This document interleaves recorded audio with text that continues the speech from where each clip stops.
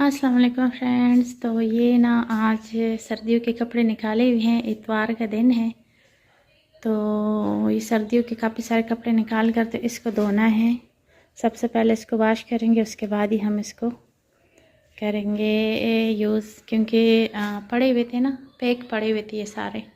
तो अभी कुछ रहते हैं, सारे अभी निकले भी नहीं है। ये इसमें मैंने रखी हुई थी कपूर की गोलियां, इसमें एक इधर गई, ये 3 गोलियां हैं। देखिए ये मैंने इसमें रखी हुई थी ताकि इससे ना वो क्या होते हैं, ख़राब ना हो नए कपड़े हैं।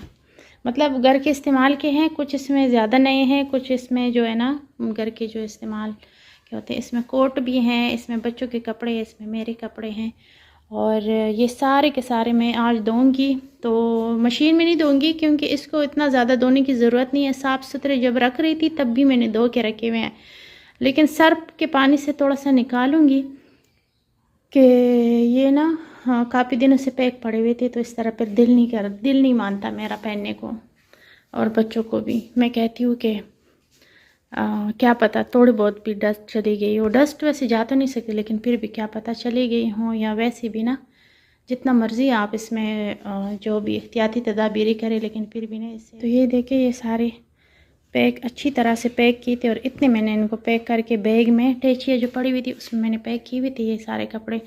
फिर सुबह सुबह ही लैला से मैंने कहा कि चलो मेरे साथ हेल्प करो, तो वो सारे निकाल कर ना, क्योंकि सर्दियाँ काफ़ी ज़्यादा हो गई हैं अब, तो मैंने सोचा गर्म कपड़े पहनना शुरू कर देते और बच्चों को भी दे देती हूँ गर्म कपड़े। तो कोट है, ये सारे जो है ना सारे के सारे धोने हैं, ड्राई भी करने हैं फिर ड्रायर में, क्योंकि धूप बिल्कुल भी नहीं है, धुंध है बाहर बहुत ज़्यादा। और आज तो मुझे बहुत सर्दी लग रही है, मौसम काफ़ी चेंज हो गया। अगर बारिश हुई तो फिर और ज़्यादा सर्दी हो जाएगी। इन सारे कपड़ों को टेचियों में पैक करके ना, तो फिर वहाँ ऊपर मैंने रखे हुए थे।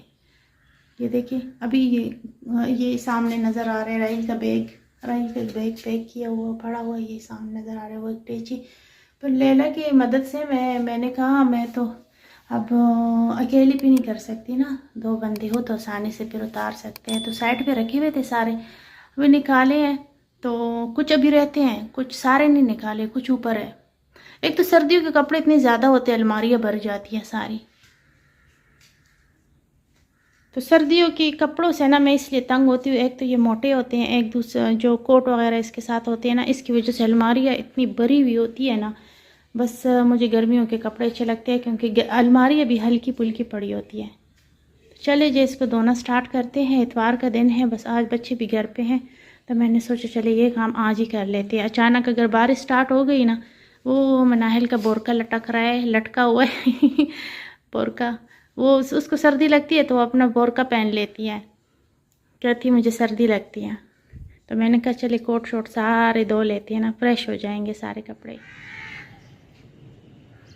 ये देखिए फ्रेंड्स धुंध, और ये जो कबूतर है ना, तो ये सर्दियों में गर्मियों में हर वक्त यहाँ जब भी मैं ऊपर आती हूँ ना, तो ये यहाँ बैठे होते हैं। यार इनको ना तो सर्दी लगती है ना गर्मी लगती है, कैसे है ये कबूतर। अच्छा फ्रेंड्स, आज ना मैं एक ऐसी जगह गई थी ना कि जहाँ मैं कभी जाना नहीं चाहती थी, कभी मैं वहाँ से गुजरना भी नहीं चाहती थी। वो मैं आपके साथ पहले शेयर कर चुकी हूँ। मैं आपको बताती हूँ कि मैं कहाँ गई थी, लेकिन मैंने सोचा चलिए देखते हैं धुंध को भी, ऊपर का नज़ारा चेक करते हैं। मैं तो ऊपर इसलिए आई थी, मैंने कहा कि पौधों को चेक करते हैं, पानी लगाते हैं। काफ़ी दिन हुए हैं, मतलब कुछ दिन गुजर गए जो पानी नहीं लगाया ना, लेकिन मुझे लगता है अभी भी इनको पानी की ज़रूरत नहीं है। फिर मैं सोच रही थी इनको थोड़ा थोड़ा सा पानी तो दे दूँ, प्यास तो सर्दियों में भी लगती है, कम लगती है लेकिन फिर भी लगती तो है। और लहसुन को मैंने जो गोटी की थी ना, तो घास वगैरह तो इसका निकाल लिया था, लेकिन अभी भी थोड़ा थोड़ा सा इसमें है, तो मैंने कहा चले ये भी साथ ही निकाल लेती हूँ, ताकि इसमें जो ये घास वगैरह हो ना, तो ये मिट्टी में जितनी भी ताकत हो तो ये घास वगैरह जो है ना सारा खा लेती है इससे ताकत, और जो हमारा लहसुन है तो वो ना कमज़ोर रह जाएगा।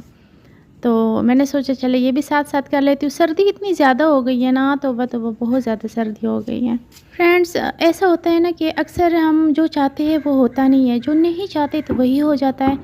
ऐसा मेरे साथ भी आज हुआ। ऐसा हुआ कि कुछ साल पहले, नहीं बहुत साल पहले की बात है, मैंने आप लोगों के साथ एक वीडियो में ये बात शेयर भी की थी कि जब मनाहिल बहुत छोटी थी, कुछ महीने की थी, और राहिल जो था वो 2 ढाई साल का था। तो तब ना मेरे शौहर ने, मतलब जब पहली दफ़ा उनकी साजिशों में वो कामयाब हुए थे और मुझे घर से निकलना पड़ा था, तो मुझे तो यही लगा था ना कि ये लोग मुझे वापस ले आएँगे या मुझे रोक देंगे जब मैं जा रही हूँ, लेकिन ना मुझे रोका, फिर मुझे कोई लेने भी नहीं आया। फिर जब मैं वापस आई हूँ तो फिर ना जब मेरा घर था, मतलब अपना घर था, मेरे शौहर का अपना घर था, वो रेंट का नहीं था, लेकिन उन्होंने उस घर को खाली किया हुआ था। जिस दिन मैं गई हूँ उसी दिन का ही खाली किया हुआ था। मैं 1 महीने बाद वापस आई थी। तो कह रहे थे कि इस घर के ऊपर ना, जहाँ से हमने ख़रीदा था, कोई मसला मसाइल हुए इसलिए हमें खाली करना पड़ा। हालाँकि ऐसी कोई बात नहीं थी, जब तक मैं उस घर में थी ऐसी कोई बात नहीं थी। तो अचानक से एक दिन में कैसे इस तरह कोई मसला हो सकता था। उन्होंने वो घर इसलिए खाली किया था क्योंकि उनको लगा था कि वो मुझे लेने नहीं आएँगे तो मैं ख़ुद तो आऊँगी नहीं, मुझे तो पता ही नहीं चलेगा कि ये घर मेरा किस हाल में है। तो मैं अम्मी के घर बैठी रहूँगी, उन्होंने जाना था मुल्क से बाहर, तो उन्होंने कौन सा वापस आना था या उन्होंने मुझे कौन सा वापस लेके आना था। तो यही सोचकर उन्होंने घर खाली किया था अपनी तरफ से, मतलब सब कुछ ख़त्म करना चाहते थे वो। पता नहीं आगे उन्होंने क्या सोचा था, लेकिन जब मैं आई तो उन्होंने फिर मुझे रेंट का घर लेके दिया और कहा कि मतलब सबको ये बताया था कि मैंने उसको छोड़ दिया। तो ख़ैर वो तो पूरी वीडियो मैं आपके साथ शेयर कर चुकी हूँ, लेकिन यहाँ मैं आपको ये बताना चाह रही थी कि आज अचानक ऐसा हुआ ना कि बच्चों की ट्यूशन का ना थोड़ा-सा मसला था कि जो पुरानी टीचर है ना ट्यूशन की, तो वो ना अभी उनकी जॉब लग गई है कहीं, तो उनके पास टाइम नहीं होता। तो ख़ैर पढ़ाती तो है बच्चों को, लेकिन टाइम नहीं भी दे पाती। तो मैं सोच रही थी इनका ट्यूशन चेंज कर देती हूँ। तो मैंने इधर-उधर से हर जगह से मैंने पूछा कि कोई अच्छी टीचर, वैसे तो गलियों मतलब जगह-जगह पे हर घर में ट्यूशन पढ़ाने वाली बैठी हुई है, लेकिन मैं कहती हूँ कोई अच्छी सी जगह हो जहाँ बच्चे अच्छे से पढ़ सकें। तो मैंने ना इधर-उधर से, फिर ऐसा हुआ कि जो बच्चों की जिस गाड़ी में बच्चे जाते हैं उनसे मैंने बात की कि भाई मुझे कोई ट्यूशन, तो उन्होंने मुझे बताया। मुझे एड्रेस समझाने की कोशिश की, लेकिन मैंने कहा भाई मुझे इस तरह समझ नहीं आएगी, तो आप ऐसा करें कि आप ना राहिल को ले जाए साथ, तो इसको घर बता दें, तो फिर ना मैं जाकर तो ख़ुद देख लूँगी और मिल भी लूँगी टीचर से। तो उन्होंने ऐसा ही किया, वो लेके गए हैं राहिल को अपने साथ और घर दिखा दिया। तो मैंने घर के सारे काम ख़त्म कर लिए, कपड़े वगैरह भी धोने थे, जल्दी-जल्दी मैंने काम ख़त्म कर दिया। मैंने बच्चों से कहा कि चले आज वैसे भी इतवार है, तो मैं चली जाती हूँ आप लोगों के साथ, तो उनसे मिलवा भी लूँगी आप लोगों को। तो अगर आज हो जाता है तो कल से आप नए ट्यूशन में मैं आपको भेजूँगी, पुराने में नहीं भेजूँगी। तो जैसे मैं वहाँ गई हूँ, मैं जाती रही हूँ, राहिल ने मुझे कहा कि मम्मा जगह बहुत दूर है। वैसे है तो इसी कॉलोनी में, लेकिन रास्ता काफ़ी लंबा था, 10-15 मिनट हम पैदल चले थे। तो मैंने कहा कोई बात नहीं है बेटा, हम वॉक करके चले जाएँगे, रास्ते का अंदाज़ा भी हो जाएगा और वापसी पर बेशक हम रिक्शे में आ जाएँगे। तो जब हम वहाँ चले गए ना, राहिल जिस गली में मुझे लेके गया, हम जाते रहे। मैंने कहा राहिल कहाँ? क्योंकि इस गलियों में मैं पहले कभी नहीं गई थी।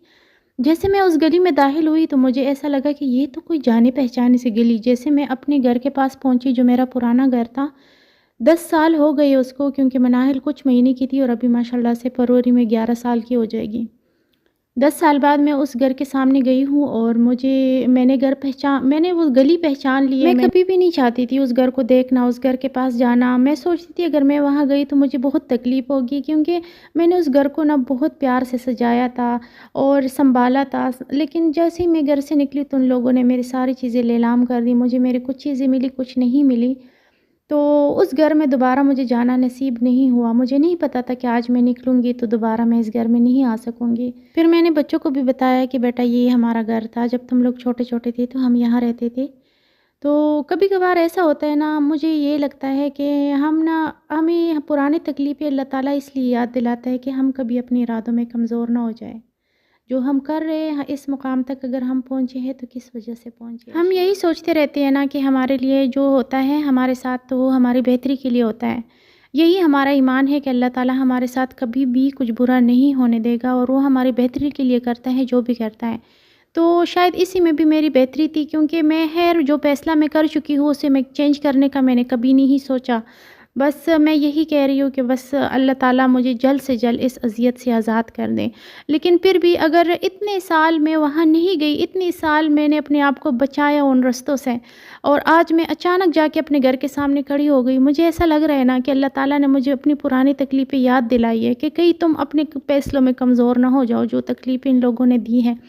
और कभी तुम ये ना सोचो कि नहीं, कभी अच्छा वक़्त आ सकता है तो कोई बात नहीं है। तो शायद यही बात हो सकती है, वरना 10 साल हो चुके जिस दिन मैं उस घर से निकली थी, उसके बाद इतने सालों बाद मैंने अपने घर को देखा। इतनी मुझे लगता है कि वहाँ कोई रहता नहीं था। और वो बहुत वीरान वीरान सा लग रहा था। और मतलब हो सकता है कोई रहता हो, लेकिन काफ़ी पुराना हो गया था। तब तो ऐसा ही था जैसे जिस घर में अब मैं रहती हूँ ना, इसी तरह ही था, लेकिन अब वो काफ़ी पुराना लग रहा था। और गेट का उन्होंने कलर भी चेंज किया हुआ था। पता नहीं वहाँ कोई रहता था कोई नहीं रहता था, लेकिन वापसी पर मेरे लिए आना ना काफ़ी मुश्किल था। ऐसा लग रहा था ना मैं पुराना जो वक़्त गुज़र चुका है ना, उसमें मैं वापस चली गई हूँ। जब कुछ लोग मुझे कहते हैं ना कि सब कुछ भूल जाओ और सब ठीक हो जाएगा, तो मैं कहती हूँ आपको क्या पता, जो तकलीफ़ें मुझ पे गुज़री है वो सिर्फ़ मुझे ही पता है। तो चलिए जी फ्रेंड्स, यहाँ पर वीडियो को ख़त्म करते हैं। ये वीडियो जब मैं वापस आ रही थी ना, तो रास्ते पे फिर मैंने बनाई थी, काफ़ी लंबा रास्ता था। तो उम्मीद करती हूँ वीडियो अच्छी लगी होगी। वीडियो देखने के लिए बहुत शुक्रिया। अल्लाह हाफ़िज़।